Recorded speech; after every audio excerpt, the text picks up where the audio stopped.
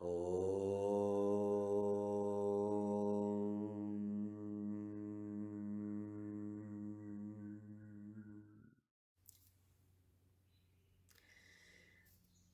magic starts with you, and either you make it happen or you don't. You got the calling enter your world, but you need to understand that your mind is unfit for it. Your understanding is unfit for it. And it is through your meditation, through intense spiritual practice, that you transform this mind, and that will reflect a new and better understanding. And as your vibration rises, your vision becomes more clear. You will recognize easier the divine happenings in you, around you, in your spiritual process, in your path. But if you let the vibration fall down, you will lose it. It disappears, it becomes invisible. The mind becomes unsuitable. And it is a warlike lower mind, higher mind. That which is closer to divinity and that which is more distant. And you're trying to rise above your limitations, the limitations of that apparent existence. So eventually it comes a point where things have to become serious, in a sense, that you make the commitment. I will dedicate myself to the quest of liberation no matter what happens. No matter what happens with my mind. Because as it becomes more serious, your mind will start playing mental games. Of course, mental games. It will change your perception about everything. Because, make no mistake, what you're trying to do, you're trying to take the mind out of the equation. It has been in control all this time. So you're threatening its existence. And as the mind gets an opportunity, for this it has to become serious, of course, and then it's intense. If the mind gets an opportunity, it will take it back from you. And your perception will change about everything. And you will not even see. Because if you trust the mind, it will break your legs. And you will not even see it because you're trusting it. So these must be my opinions, my vision, all of this. So the first aspects of it is training the mind to be an instrument only. It's not the source of guidance. It's not there to make decisions. It's there to make things happen when instruction arises.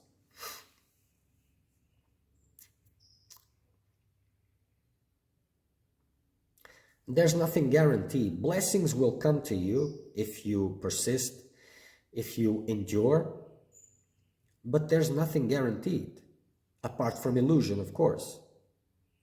So you need to work your way through, improve the way you see things, learn to surrender.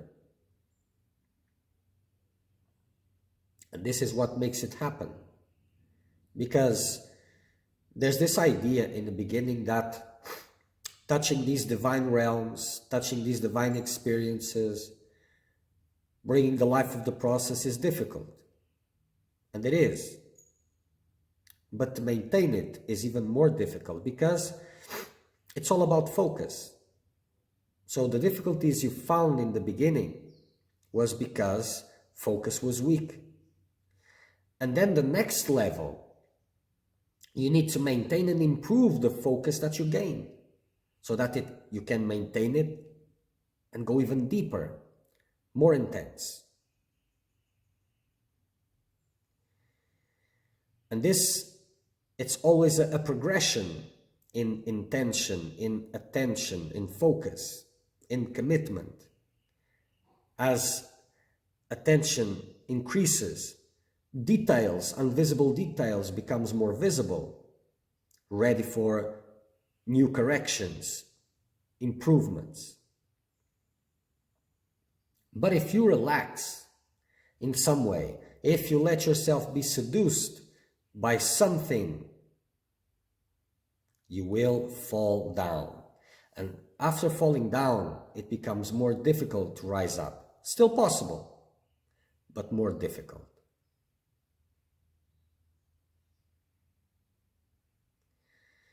So everything is with you, even with finding guidance. You found your master and everything, but still it's with you. Because with some eyes, you will see a master. With a new set of eyes, you will just see someone else. Because it's your eyes that make the difference. And if you're always putting your mind as the center, as the guide, you will fall down as soon as it becomes serious. Not immediately after becoming serious, because as it becomes serious, you're focused, you're strong. But your mind will wait for a moment of weakness. Then it will strike.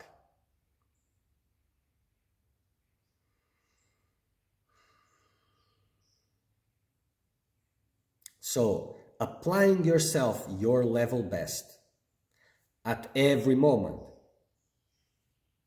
Why is this distinction? Because I've seen this many times. Oh, I'm applying myself in this time span. Then there's relaxation. And then problem starts. And then, oh, but I was applying myself. I did everything correctly and blah, blah, blah, blah, blah. If you're falling down, there are things you need to understand. Falling down is part of the process. And it's teaching you, look, this was not done properly. So you're going down so that you can rebuild those aspects properly. And as you're building it, you'll climb up again. So these falling downs, well, many give up. Yes, it is true. But these falling downs, they are a kind of a guidance also. But if you look at your spiritual practice as something that, a reward, and not something that you're building. Many people look at spiritual practice as a reward. I'm behaving, then I'll receive a treat. But it's not that. It's kind of like building a house. You are building your house, there's no one else there. You got the instructions, the guidance, the sketches, the structure, sketches, everything is there. Maybe sketches is not the right word, but okay. You got the plants, you got it all. But now you need to make them. And if it's not well structured, it falls down. It's not a punishment or something like that. Lack a structure, do it again, do it better. And each time you do it again, you're improving your knowledge, your know-how, how to construct something. Then, if the water pipes are not put correctly, there will be water running around, flowing, flooding. Fix it. See where the flaw is and fix it. And this is how it moves. And with time, it's about sacredness and focus. Keeping sacredness all times and focus on it. And as you do this, everything which deviates from this, everything which is an obstacle that wasn't visible becomes visible.